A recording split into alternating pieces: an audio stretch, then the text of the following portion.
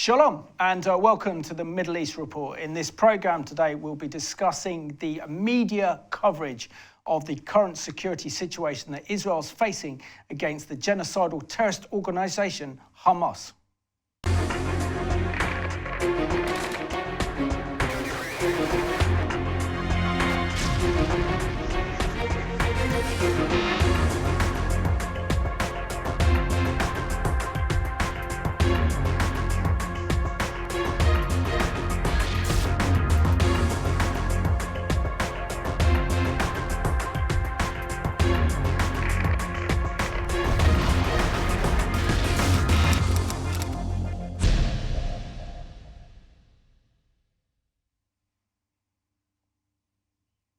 And warm welcome to this studio edition of the Middle East Report. After 5 months, we're back in our London studios and have studio guests for this program as we discuss Israel's current security situation in her war against Hamas. So joining me today is Alistair Scott. He is the UK Director for Joseph Storehouse Vision for Israel, as well as Dave Berlays, who's the former director of Intercessors Britain and now very much involved in Halford House in Richmond. So, gentlemen, welcome to the Middle East Report. Good to be here. Great. And Alistair, I'll kick off with you first of all. Very familiar with our viewers. Can you just share with us what Vision for Israel is doing?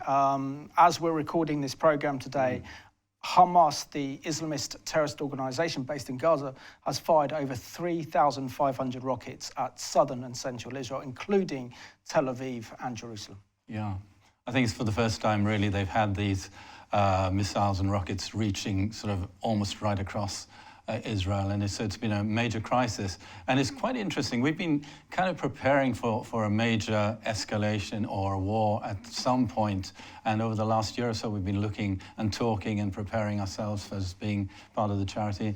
And it was only 2 weeks before the crisis began that we, as trustees of the Joseph Storehouse here, actually authorized another high-tech ambulance being released into Israel before anything happened with the war.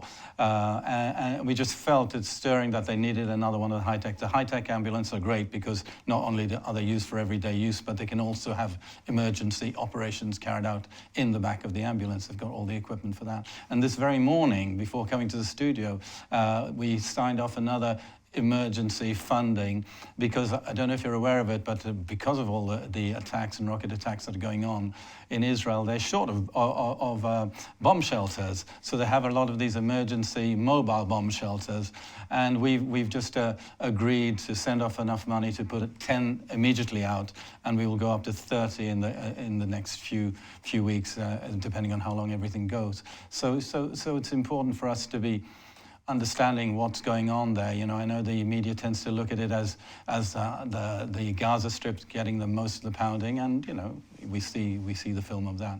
But it's affecting the whole population of Israel, right from the north part to the south.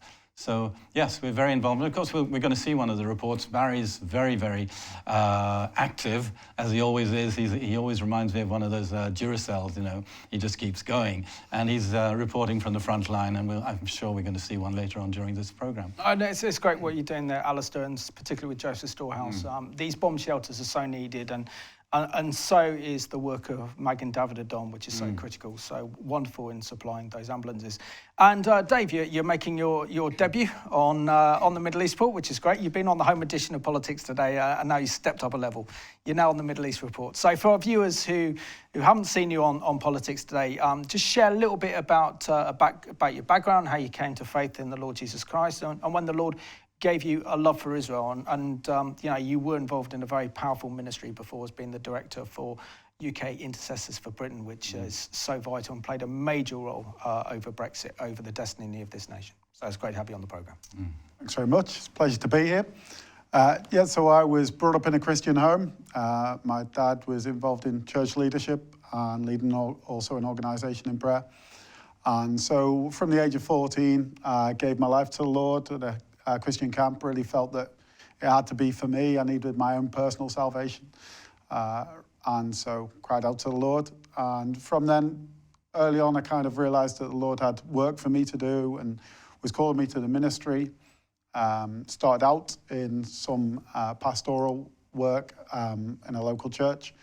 Then got involved in Intercessors for Britain, eventually becoming the director, which I did for nearly 6 years.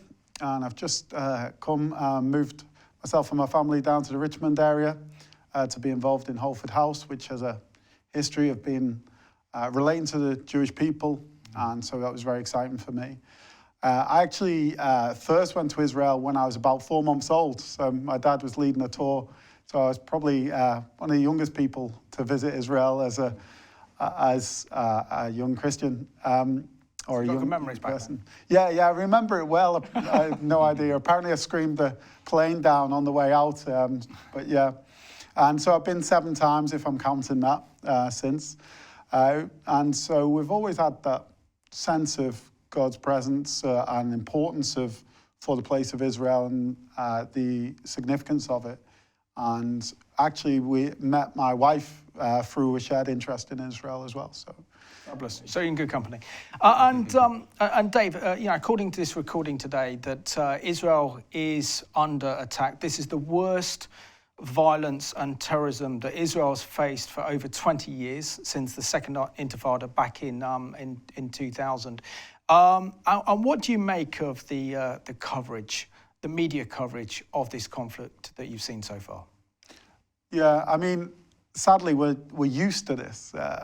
Unfortunately, those of us who follow these stories and these events are well used to the bias that comes across. And so we tend not to be as shocked and surprised as we should be, because it is shocking. It is amazing to see the way it's reported. If we were talking about ISIS, if we replace Hamas with ISIS, and they're both terrorist organizations, the EU, the US, UK, all agree that Hamas is a terrorist organization. If we replaced Hamas with ISIS, we wouldn't ever consider the way we're reporting the news in this way, of kind of presenting it as moral equivalence, and actually that Israel are heavy-handed. America and Britain dealt very strongly with ISIS. Other forces were involved in those conflicts, dealt very strongly with terrorist threats. And yet when Israel do it, amazingly, it seems like it's some big monster almost, or very heavy-handed and unreasonable and disproportionate, which is amazing when we consider the equivalence.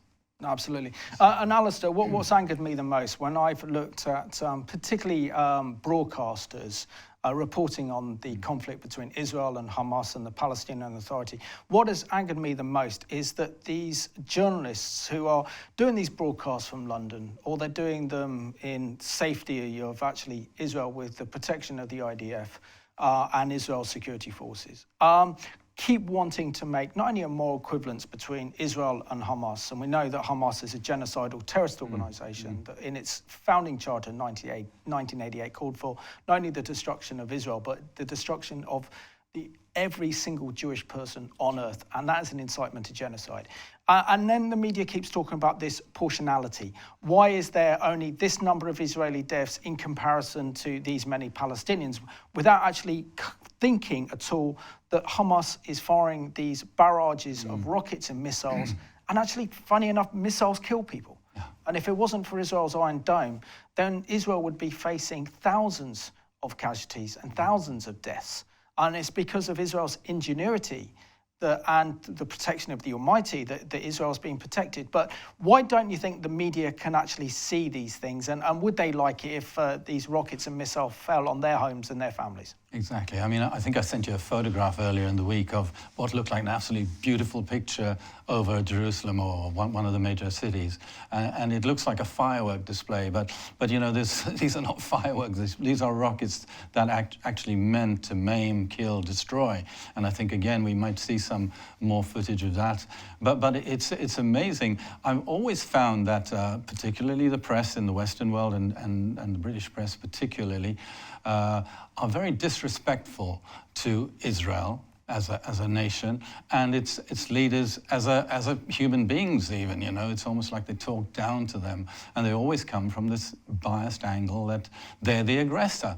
as is, I think the figures this morning I saw was something like 3,200 rockets have been fired out of Gaza in a week or 10 days or whatever it is. That's a lot of rockets aimed, and they're not just aimed to frighten and explode in the air, they're aimed at civilizations, they're aimed at towns, villages, cities, farms, to cause mass destruction and death. As you say, I mean, the main reason it hasn't happened is because Israel has a very, very, very good defense system.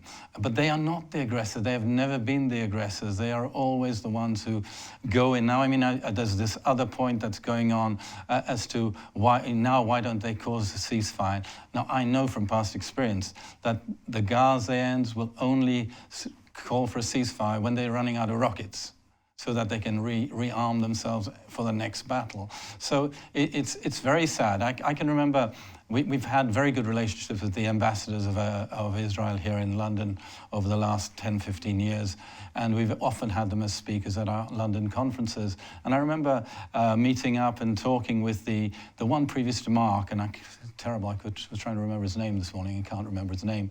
And he said how important it is for us to actually be proactive, because, the press is so anti-Israel, and he has friends in the press, but still, they tend to be so intent on giving bad reports about Israel and making Israel look like they are the ones who are going in and causing the problem, when they're not. They're the defenders. I'll help you out there, Daniel Tabb. That's Daniel. I've had the pleasure to interview him a couple of times. He's a lovely man. Great man. And Dave as well. I mean, when we look at these kind of broadcasts, and there is a big difference between broadcasters and radio and print, for example, newspapers and magazines, in the way that people respond by what they see rather than what they read or what they hear, which means that TV broadcasting is more emotionally driven. So you get an emotional response. So why is it that, for example, in the mainstream media portrayal of this conflict, that they very rarely mention this Iron Dome, Israel's technological advancement in stopping to 80-90% of Hamas's rockets and missiles, and considering that if these weren't in place, the damage it would do. And I've just been in contact with friends over the weekend, very close friends of mine. I consider them like family in Israel, living in Herzliya.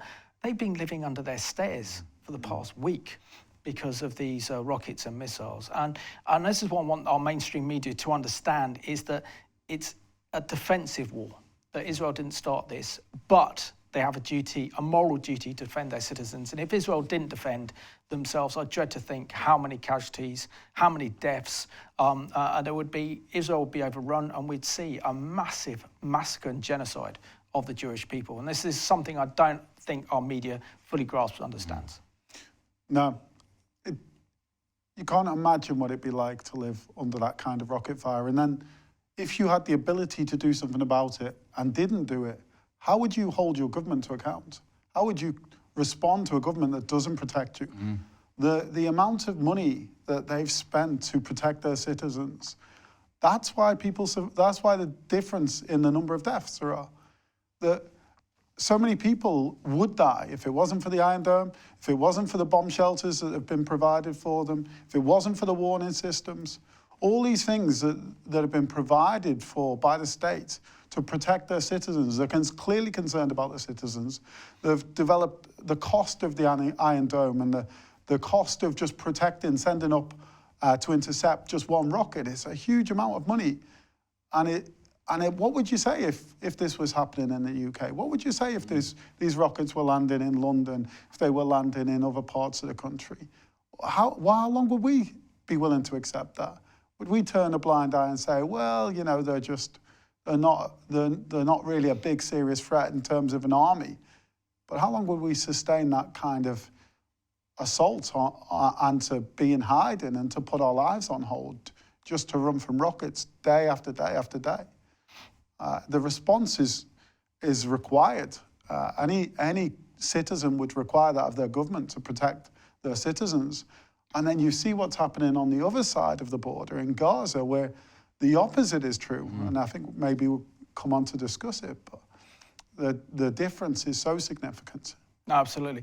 And that brave and courageous World War II generation faced this not only during the Blitz, but also with the V2 rockets that were fired at the latter stages of the Second World War. So as Brits, we know, any of us have lived through that, but we know that our parents and our grandparents have lived through that.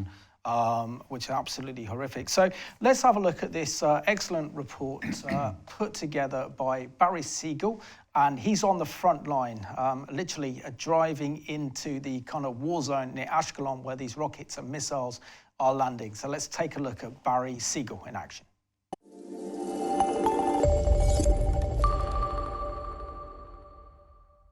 So as you can see, we were just driving down to Ashkelon from where we live in Mevaseret Zion in the outskirts, western part of the edge of Jerusalem, where rockets were fired towards last evening. And now there were many tanks being moved down into the south as Israel is embarking upon an operation called Guardian of the Walls, like Shomrim Chomot, those that watch on the walls, which I think is a very interesting prophetic name for what's happening now. There have been hundreds of rockets shot towards cities like we're in now, Ashkelon, which is only minutes from the Gaza Strip. And so things are quite heated up. And we have to look right now in the distance. There has been smoke, and the target has been hit. טיל של חמאס או מה? חמאס פגע בתחנת דלק וקסם בכיפת ברזל פגע פה. לפני שזה היה מגע, זה נפל פה. So what we do know now, and it is confirmed with eyewitnesses, that the electric company oil storage tank was hit by an incoming rocket. On this road, we're headed towards the Gaza Strip. Of course, we're not going into it. That's forbidden, and we don't want to anyways. But Israeli aircraft from the IAF are now targeting positions, terrorist targets in the Gaza Strip. We are very close to the city called Sderot, which is in the south of Israel, which has seen probably more rocket attacks than anywhere else in all of Israel for a couple decades now. We are seeing dark smoke over the Gaza Strip, maybe says more about it than we really realize. And this is being targeted now by the Israeli Air Force to take out terrorist strongholds and targets, and especially the rocket launchers wherever they can find them. This has been a very tough day in Ashkelon. As night falls, we don't know what to expect, but we are seeing the service of many medical professionals and first responders of Magen David Adom. Vision for Israel has contributed a vast array of white and yellow intensive care ambulances to meet the needs of this population here and throughout the nation of Israel, along with metacycles. Just know, Vision for Israel is on the front lines together with the first responders to help save lives. It's incredible how we were led and approved by our board of directors to purchase another yellow ambulance, which means it's an intensive care medical ambulance fully equipped with medical supplies to save lives.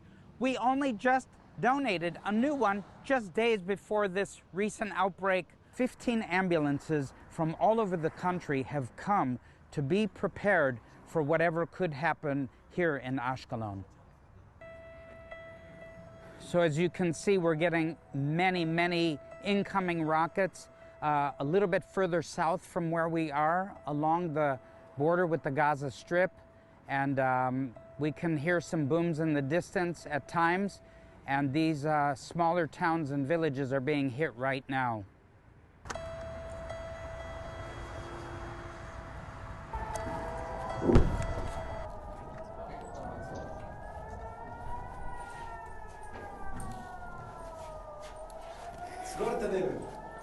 So you can hear that the Iron Dome just took out a rocket overhead. The Israeli Air Force is above us, and we just entered the bomb shelter as this is going on outside. Each time a rocket is launched, anywhere in this direction. Of course, the Iron Dome is doing its best to intercept any incoming rockets, and the sirens you hear are, of course, to warn people to take shelter as fast as possible.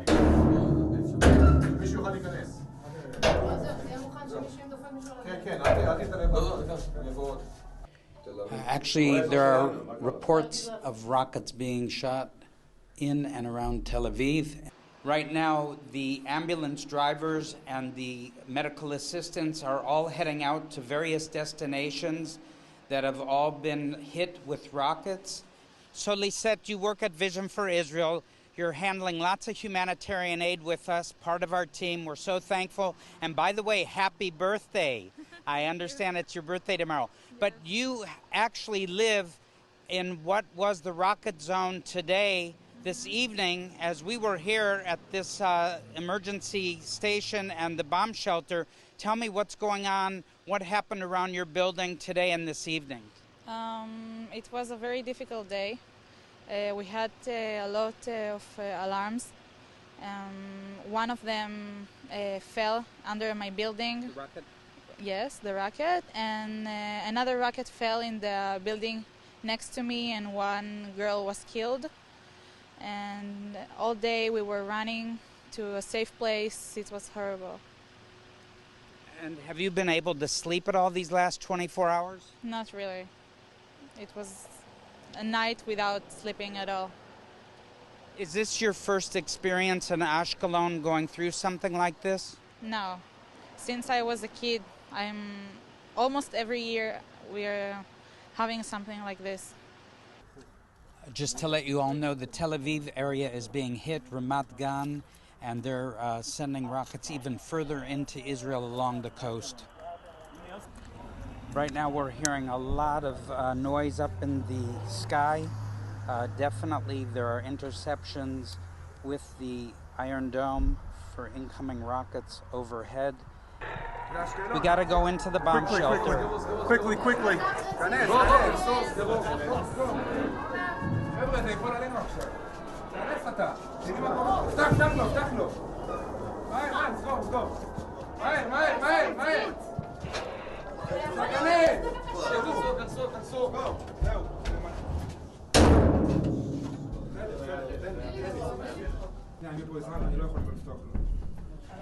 As you saw, when we entered the bomb shelter really quickly because everybody wanted to take cover, what we were seeing were actually the targeted rockets heading towards up the coast, towards Tel Aviv, Herzliya, Chulon. This is more than we expected, and of course this could lead to all-out war. We just need to stay in contact with all of you and you with us, and don't forget to download the app VFI News. We'll do our best to keep you updated. God bless you, and thank you for praying for Israel.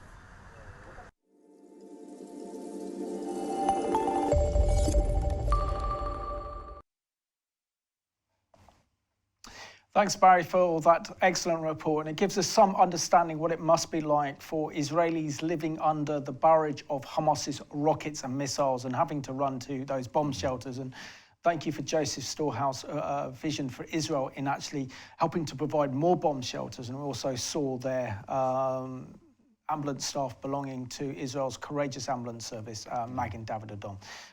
Alistair, when it comes to the kind of media portrayal of Israel, and one of the things that I think is absolutely shameful and shocking that our mainstream media does is put Israel on the same moral parity as Hamas. Now, Israel is a modern democracy. Yes. It is ruled by the rule of law, has a Supreme Court that's actually even arrested one Israeli president and one Israeli prime minister. They intervene the Supreme Court intervenes in decisions made by the Israeli prime minister or the IDF and can overrule them. Israel has a freedom of press, freedom of assembly, has freedom of religion in Jerusalem, that all major three faiths are able to worship in Jerusalem. And this is unprecedented in the Middle East. And yet our broadcasters want to put Israel on the same moral parity as Hamas. And Hamas is the offshoot of the Muslim Brotherhood, that is the grandfather of modern Islamic terrorism, and that this is a genocidal terrorist organization that wants not only to destroy Israel, but wants to establish the Islamic Caliphate, which is the capital of creating an Islamic state across the Middle East, in Jerusalem as their capital. And if it means a bloodbath to get it, they will pursue a bloodbath. And also the hideous human rights abuses that we've seen committed by Hamas in Gaza against its own citizens.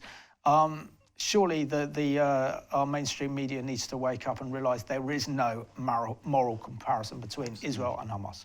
Absolutely. I mean, it's kind of very, very sad that they continue in the press and the media reporting, talking about, they even call it an apartheid state and all this sort of stuff that's going on. And as you say, it is the only democracy in the region. And yes, they vote in a prime minister. They have a lot of problems getting a coalition government because they have to have that agreement. But it is a nation, even with the bombings that we hear of. I know from personal experience and meeting with their force leaders and so on that they always warn before they're going to hit a target. And they're not choosing targets just, it's not like tit for tat. You knocked out one of our homes, so we're going to knock down one of your towers. They are specifically aimed at targets which are Hamas or rocket-propelling areas. So it really is time for our media to wake up. I'm so glad that we do have other media like yourselves here at Revelation who actually speak truth and call it as it is. And fortunately, we can go on the internet and get decent, real reporting. But our own reports coming out from the mainstream is so biased. I think it's been such a turnaround from the David and Goliath story. They forget that the enemies of Israel are far, far greater numerically than little Israel with its small population. And as you say, there's freedom of religion. I've been there with teams, and we're there on a Friday, and it's the time of the prayer for the Muslims, and suddenly right across Jerusalem, you can hear the cries. Now, would the Jewish synagogue be allowed to do that in any Islamic nation? No, they wouldn't, and specifically not in Gaza or up in Syria and so on. So it really is time for this rhetoric and these kind of slanders to be turned around, and let's become reporters who report the truth and don't sensationalize and make your own news up. It really is time for a change in direction from our media people. It's something we need to really pray into, and I know Dave's the ideal man to be praying into our media. Absolutely. And Dave, I mean, one of the big problems that Israel faces when they're dealing with terrorist organizations like Hamas is something known as asymmetrical warfare. And that is the fact that Hamas operatives do not comply to the Geneva Convention. They use women and children as human shields. They fire their rockets and missiles from schools and from hospitals, even ambulances, wanting a direct Israeli response by saying, this is how many children you've killed, this is how many elderly people you've killed, so that they can win the media propaganda war. And not only that, but their whole intention is to erode Israel's moral standing in the world. And all it takes then is some bad news reports that inflames public opinion throughout the West and in Britain. And what's the direct result of it? Jewish people end up being attacked, and we see a massive rise of anti-Semitism. So how much do you think the media should now take responsibility for some of its coverage, knowing that this could incite and lead to widespread anti-Semitic attacks when they don't present an even picture or present the truth or put the conflict in its actual context? Yeah, well, I was considering earlier the expense of these weapons that Israel launch, the bombs they drop in Gaza. They could easily use much cheaper weapons. They could easily use much cheaper bombs. They would be more devastating. They would hit more civilians. They would not be as effective. But they go to great expense, at the taxpayers' expense of Israel, to use laser-guided bombs to hit the target they want, to avoid civilian casualties. You compare that to Hamas, where they send up these rockets in the hope that they hit as many civilians as possible.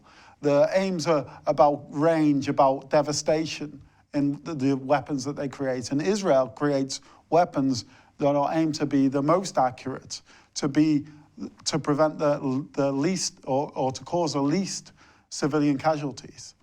The two don't compare. So for the the media to present them as if they're similar or tit for tat is just ridiculous. And of course, it does create into a narrative. You see on social media, it's already there. Jews are already being attacked in this country. We saw this awful event of these people driving through the streets of North London, saying the most horrendous It was things. ISIS style, wasn't it? With the flags raising, Yes, Palestinian flags. saying they rape Jewish mothers and daughters and stuff as well. And this is in North London where the Jewish areas are. And some of those drove down from Bradford to take part in that. And they did it for apparently 8 hours before they got stopped, which shows you the danger of reporting. But let's, for any of you watching this program and you don't really know the facts on the ground, and if you believe the mainstream media's news coverage of Israel's war against Hamas in Gaza, and you think there is moral parity between Israel and Hamas, then just look at this video about Hamas. Founded in 1987, Hamas is a terrorist organization which openly declares its intention to wipe Israel off the map. Here's how they have tried to further this goal over the years. Carrying out suicide bombs in restaurants, on buses, and in other public places. Carrying out terror attacks with guns and knives, kidnapping and murdering young Israelis, building terror tunnels from Gaza into Israel to attack and murder Israeli civilians. Launching more than 20,000 rockets at Israel over the past 20 years. After Israel unilaterally withdrew from the Gaza Strip in 2005, Hamas violently took control of the area, oppressing the Palestinian people, limiting freedom of expression and religion, and indoctrinating Palestinian children to become martyrs. Hamas uses the resources of the Palestinian people to fund its terrorist activities instead of investing in the welfare of its citizens. Instead of building schools or hospitals or buying vaccines, Hamas uses its resources for rockets and underground terror tunnels. Hamas is almost entirely sponsored by the Iranian regime, who shares its goal of annihilating Israel. Hamas also uses the Palestinian population in Gaza as human shields, launching rocket attacks at Israel from civilian areas. Since Hamas seized control of the Gaza Strip, Gaza's Christian population has been persecuted and has almost entirely disappeared. Israel is facing a violent and dangerous terrorist organization that seeks its destruction.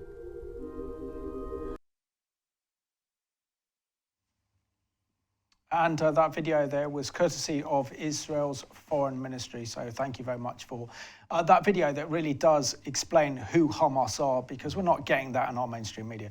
I suppose the other equations in this one, whenever you look at the Middle East, nothing is out of context. And, you know, when we look at the situation with Hamas in Gaza, this is not separate from what's going on within the Palestinian Authority, and the fact that Mahmoud Abbas in February of this year called for Palestinian elections, the first time in 15 years, which he then became so troubled he realized he was going to lose, and that Hamas would probably win the vast majority of those parliamentary seats up in the election within the Palestinian Authority, decided to cancel them. Therefore, in doing that, he angered the wrath of Hamas, and so Hamas were threatening to pour onto the streets with rage against the Palestinian Authority. So he needed a diversion, and of course then decided to target Israel with all these riots and violence we've seen in Jerusalem over the past month or so as a deflection. And then we've seen this internal battle between Hamas and the Palestinian Authority for who takes the leadership. Yes. And then of course all of this is backed up by the Iranians and backed up by the Turks, but the Iranians in particular have been supplying these rockets and missiles to Hamas as a way of driving a wedge between Jerusalem and the new administration in the States, the Biden administration, and to create division between the two, because they know, the enemies of Israel know, that the United States no longer has Israel's back, as President Trump did. So why don't we ever see this conflict actually presented in its true context and looking at the geostrategic ramifications and the influences behind what we're seeing on our news on a daily basis during this conflict, Alistair? It's a kind of sad, again, very sad situation when you look at how it's the control is coming and the funding is coming out of Iran, Turkey, mainly Iran. They are the trainers of the terrorist organization.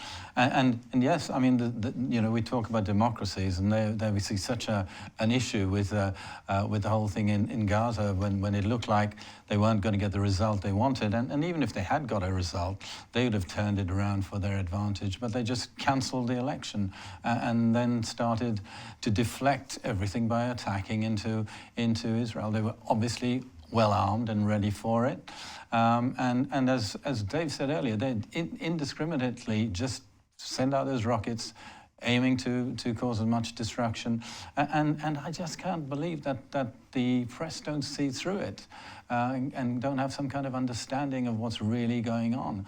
But it's just the way it is. And Israel tries so hard to get people out there on the front line telling the truth stories. I saw a report on BBC, I think it was just yesterday or the day before, a part of the main news where they were questioning one of the Israel people who were telling the story and asking questions, but every time they'd say, and still more people are being killed in Gaza, still more people are being killed in Gaza than in Israel. But that's not the issue.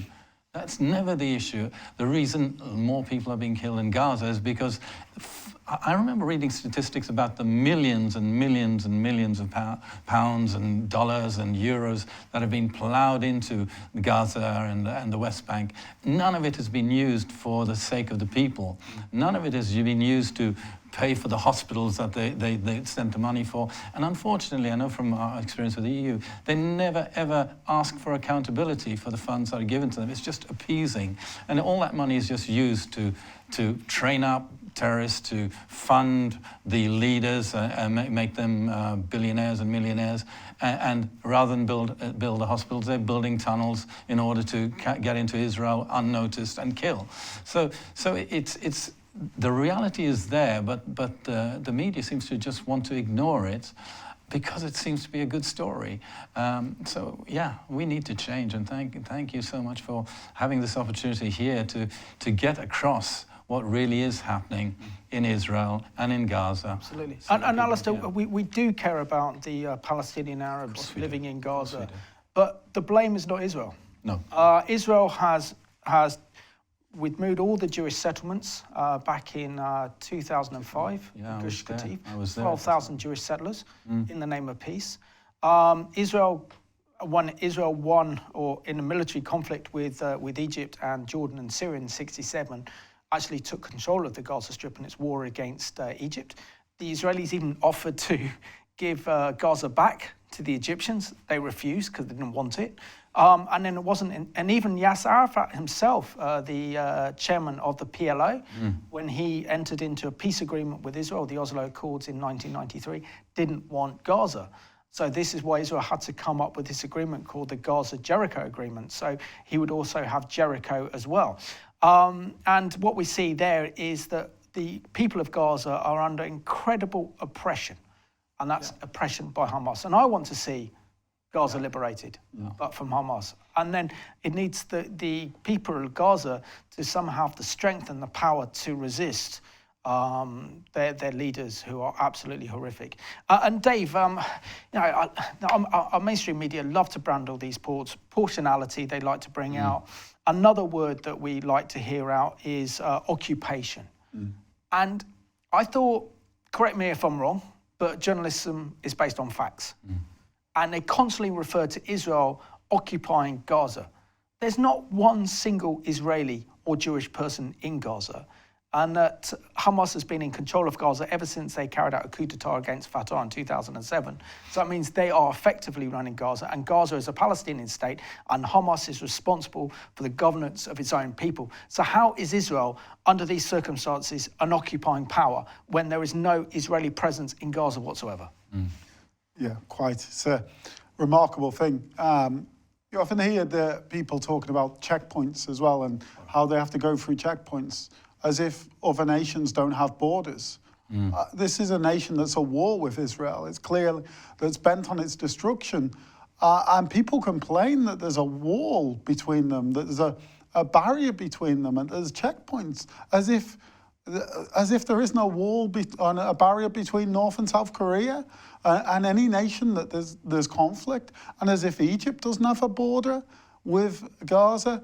The difference in the way it's described is clearly intended to inflame. That's a very concerning thing for a media outlet, to desire to inflame the situation, to desire to stir up hatred.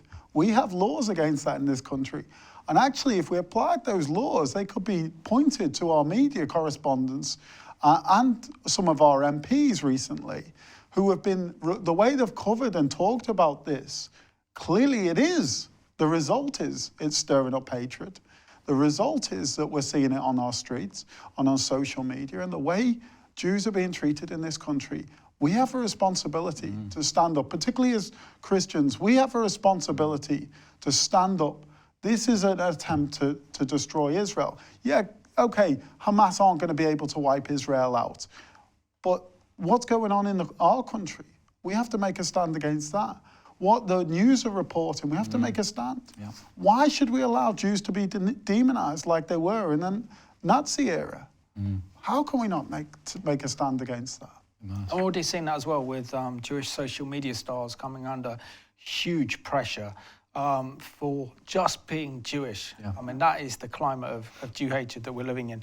Alistair, there's a very interesting story that broke this week as we're recording this program. Just getting my notes here, that the Israeli Defense Force targeted a 12-story tower block called Al-Jabbar building that hosted the headquarters of the Associated Press and Al Jazeera, and that Hamas was using it as its head of operations and intelligence.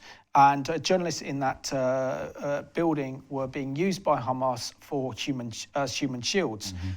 So again, we're seeing here that Hamas has decided to use this building, the same building that hosts Al Jazeera and the Associated Press, as a kind of big human shield. And this is where their main operations took place, and this is where their main intelligence gathering was taking place in this office, thinking that Israel won't attack a journalist building, but Israel gave them an hour's warning to get out before they bombed.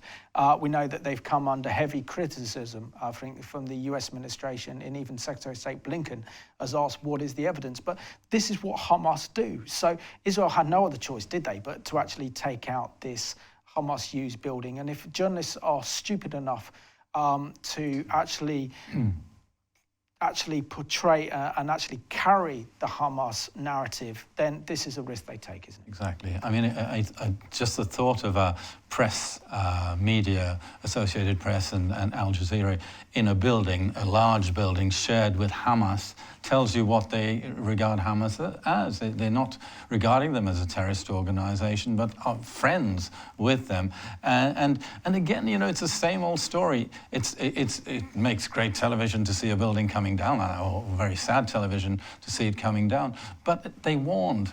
They warned them well ahead of time. They knew the Hamas were in the building. They knew it was like the headquarters. It was like the main center of information. And would you work in the same building with a terrorist organization and think this is a good place to be? No, far from it. But Israel did everything that they needed to, and that's why the death level was almost zero from the building, because everyone was aware. And in advance, I think they probably had more dust problems in and around the building than they had with people, because people scattered, unfortunately, including the terrorists. They scattered from the building because there was warning. And as David said earlier, when you see the film of the way they hit their targets, they are so precise. They are very rare that they hit any civilian homes, houses, offices around. They hit the target, and the people have been warned. If they don't get out of the way, there's always collateral damage, unfortunately, and every death is awful. But what more can Israel do? They know this is the main center operating the whole rocket barrage that's coming into Israel. They have to hit it. They do everything right to warn the people, get out of this area. We're going to do it. We're going to take an attack on it. And they have. Absolutely. And what's extraordinary as well is that Israel's actually manipulated the mainstream media for its military advancement, and I'll let either of you answer this one. I'm just going to read this out to our viewers. So Israel put out a tweet And this is what it says. It says, ground troops are currently attacking the Gaza Strip. This went viral and was picked up by the mainstream media. As a result, Hamas ordered its terrorist operatives to go underground in their 9-mile terror tunnel network. The Israeli Air Force bombed these terror tunnels with the Hamas members inside, and it's now believed that over 150 Hamas terrorists have actually killed. And no one's done this in history before. So Israel, instead of is actually using the media for strategic advantage, saying they were ready for a military incursion with ground troops into Gaza. Hamas operatives jumped straight into the tunnel, and then sooner or later, the Israeli bombs and the Israeli aircraft come down, and now we see 150 less Hamas terrorists in an absolute stunning military operation. It's an amazing strategy, really, but death is death, and you know, whatever. But when you think, if you're gathering terrorists together in a situation where you can take them out, they're your enemy, you can take them out without damaging anyone else.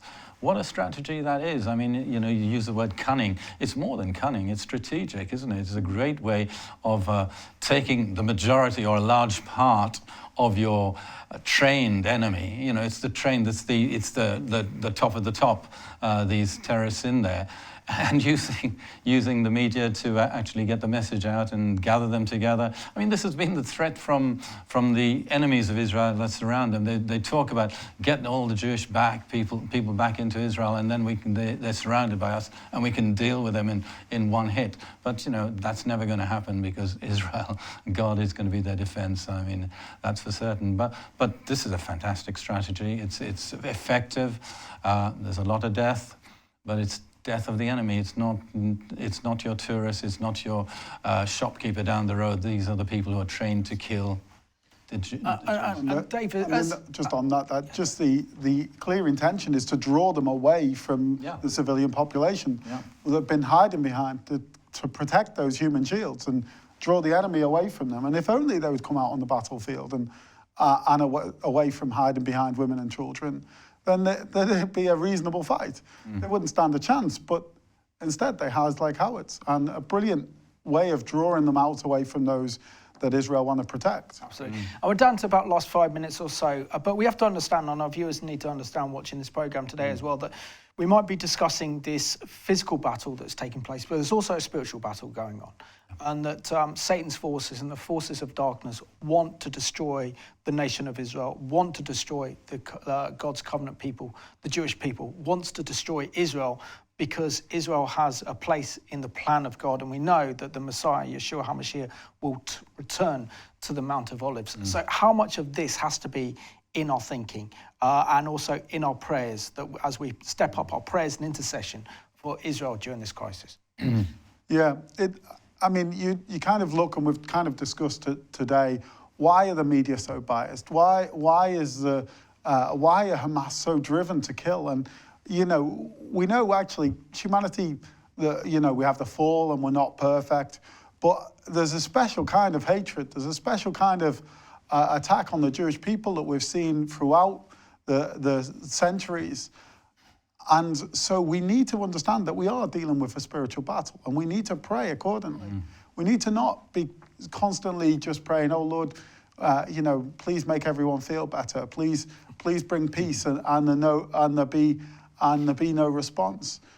The Lord knows about the spiritual warfare involved. He knows the principalities and powers involved. And they're there for a reason. And that only the Lord can remove them. Only the Lord can defeat this enemy. Actually, the IDF can't, because if all the other nations got involved, then Israel wouldn't stand a chance. Only the Lord is holding them all back at this moment. That Iran isn't getting involved. The Hezbollah in the north aren't getting involved. Only the Lord is holding them back. So we need to keep on praying that the Lord would hold back the other enemies of Israel in this conflict. And praise God, we can trust him that he is able to do that. Amen. And Alistair, as Joseph Storehouse Vision for Israel is very much of a humanitarian ministry, what way can our viewers watching this program today who want to pray for Israel, who want to help, what's the best way that they can do it? One of the things we are regularly now, every morning we're having prayer meetings within our church, Kingdom Faith, and we're praying two ways. Obviously we're praying what we're required, we're commanded to do in Psalm 122, verse 6, pray for the peace of Jerusalem, extended to the whole of Israel. But also we're praying for salvation, amongst the Jewish communities and in Gaza. The desire of God is for all men to be saved and come to knowledge of the truth. And that's as much as the Islamic fundamentalist terrorist, as the mother and the child. We are praying daily, Lord, save them. We're praying out of Jeremiah 31, Lord, save your people, the remnant of Israel. But Lord, save the people in Gaza, in Lebanon, in Syria, who are losing their lives. And that's eternity in hell or eternity in heaven. All that they need to do is call on the name of the Lord, and they shall be saved. So, that's how we are directing our people to pray. Pray, of course, for Israel, but also pray for people, for a harvest of souls coming out of the war-torn area on both sides of the fence. That's our desire. And in 30 seconds, Dave, how important is it that Christians need to get out of their apathy and their indifference towards what's happening in Israel, knowing that Israel is in the Old Testament, runs right through the Old Testament, right the way through the New Testament, and mentioned in the book of Revelation, and Jerusalem is where our Lord is returning to. Yeah, we as believers, we need to stand with God's chosen people. We need to stand on what he sees, not what we feel, not what we think when we watch the media, when we see these videos. Yeah, they do stir our emotions, and it's right that we pray. It's right that we pray for all people, but we see how God is aligned. We need to act and pray accordingly. Dave and Alistair, thank you so much for being my guests. You two are very special because you're the first guys back in our London studios. So thank you for a brilliant programme. And I want to thank you for watching today's programme today. As a recording of this programme, Israel is under fire, and we need to step up our prayer and intercession for Israel's protection of the Jewish people, and that these rockets and missiles don't harm any Israelis. And we also need to pray that God would touch the people in Gaza as well, because the only person they can turn to is Yeshua HaMashiach, Israel's Messiah. And when they do that, we can see a change in the entire security situation. And that's what we need to pray for. And we need to pray for Israel's protection during this time. We need to reassure the British Jewish community, who feel under attack with the rise of anti-Semitism. And as Christians, we can't afford to be silent. We need to shout loud God's plans and purposes for Israel and the Jewish people. So I'll leave you with this beautiful song sung by Barry and Batia Siegel that reflects on the current conflict that Israel's facing. So thank you for watching this studio edition of the Middle East Report.